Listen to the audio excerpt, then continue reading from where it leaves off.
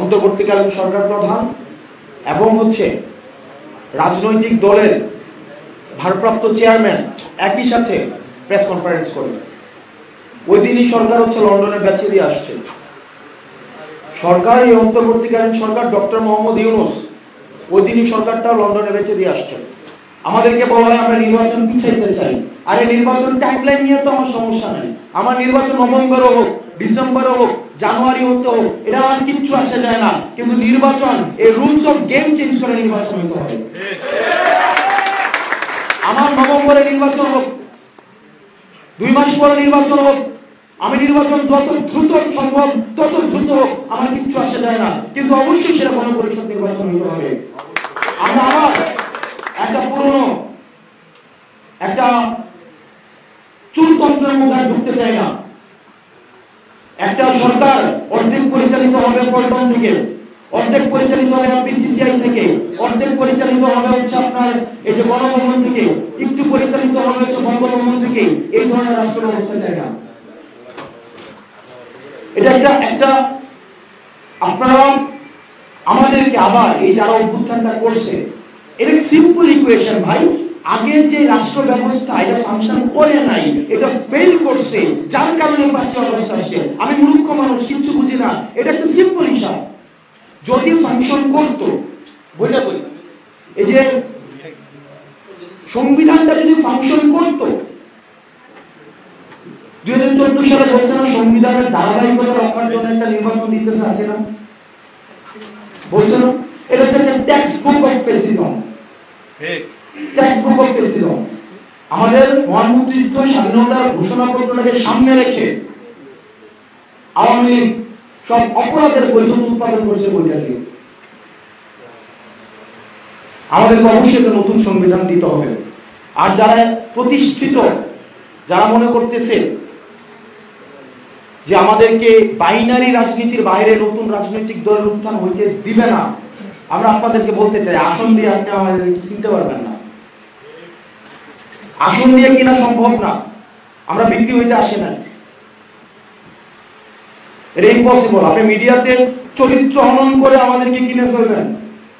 মিডিয়াতে চরিত্র হনন করে গতকাল কাদেরকে পোস্ট দেওয়া হয়েছে তাদেরকে কিনা যাবে, আমাদেরকে যাবে না। গত 1 বছরে একটা চ্যানেল, একটা মিডিয়া 1 টাকার দুর্নীতি ক্রেডিবল সোর্স থেকে প্রমাণ করতে পারছে, অভিযোগ দিতে পারছে। প্রমাণ করে একটা অভিযোগ। আজকে আমি কথা বলছি 16 আগস্ট, 8 আগস্ট সরকার গঠন হয়েছে, 1 বছর 8 দিন হয়েছে। একটা সোর্স দিতে পারছে? আপনারা পারবেন না। কিন্তু আপনাদেরকে দিয়ে কিছুদিন পরে দেওয়ানো শুরু করবে, চরিত্র হনন করার চেষ্টা করা হবে এবং আপনারা এগুলো লিখবেন। এটা আমরা জানি। যদি এই এক্সিস্টেন্স সিস্টেম বিদ্যমান থাকে, সেজন্য প্রত্যেকটা রাজনৈতিক দলকে বলবো, এনসিপি দায়িত্ব নিয়ে বলছি, এই কোন সিট নেগোসিয়েশনের মধ্য দিয়ে, এটাও তো একটা মধ্যরাতের নির্বাচন। আর এই নির্বাচনের মধ্যে পার্থক্য কি? আমি যদি আগে সমঝোতা করি যে আমি দাঁড়াবো এই আসনে, আপনি এখান থেকে ক্যান্ডিডেট দিবেন না, সমঝোতা মানে কি? যে বিএনপি কে বলবো যে আপনি আমার আসনে ক্যান্ডিডেট দিবেন না, এখান থেকে শুধু আমি দাঁড়াবো, জামাতকে বলবো, অন্য রাজনৈতিক দলকে বলবো। তো এটা তো একটা মধ্যরাতের ইলেকশনই, যেখানে জনগণের সামনে কোনো অপশন নাই। আমরা তো এই নির্বাচন চাই না। আমরা কি আবার এই সমঝোতার নির্বাচন চাই? জনগণের সামনে অপশন থাকতে হবে। জনগণ, আমরা একটা নতুন সিস্টেম তৈরি হবে যেখানে জনগণের সামনে অপশন থাকবে। তার যদি পছন্দ হয় আমাকে ভোট দিবে, না হয় ভোটের মাধ্যমে দিয়ে রায় দিবে যে আমি সে আমাকে খারিজ করে দিয়েছে। এই যে আমাদের নোবেল লরিয়েট ইউনূস স্যার, বাংলাদেশের মানুষ আমার চোখে পড়ে না, আমরা লন্ডন যেতে হয়। লন্ডনে গিয়ে সিজদা দিয়েছেন। সিজদার মাধ্যমে উনি ওহির মাধ্যমে আদেশ পেয়েছেন এবং সেটার একটা প্রেস রিলিজের মধ্যে জানিয়েছেন বাংলাদেশে ফেব্রুয়ারিতে ইলেকশন হতে হবে। কোন ইলেকশন? এই সংবিধানের অধীনে। আপনার সিজদা তো ঠিক হয় নাই। আপনার সিজদা দিতে হবে বাংলাদেশের জনগণের প্রতি, কারণ জনগণ আপনাকে বসিয়েছে। সে সিজদার মাধ্যমে আপনি সঠিক দিক নির্দেশনা পাবেন। এজন্য ইউরোপ সরকারের কাছে আমি আবেদন করছি, দেশের স্থিতিশীলতা রক্ষা নামে ওই সময় সরকার গঠন হয়েছিল। দেশ যদি এখন স্থিতিশীল হয়, আপনি যদি মনে করেন নির্বাচন দিবেন, কিন্তু আমরাও মনে করি যে দেশ যদি স্থিতিশীল হয় তাহলে আমাদেরও একটি সংবিধান আপনি দিয়ে দেন। যদি আপনি দিয়ে দিতে না পারেন তাহলে আপনারও বৈধতা থাকবে না, কারণ আপনি যেই সংবিধানের 106 এর মাধ্যমে আছেন, আপনার বৈধতা খুঁজে পেতে আপনার অনেক কষ্ট হবে।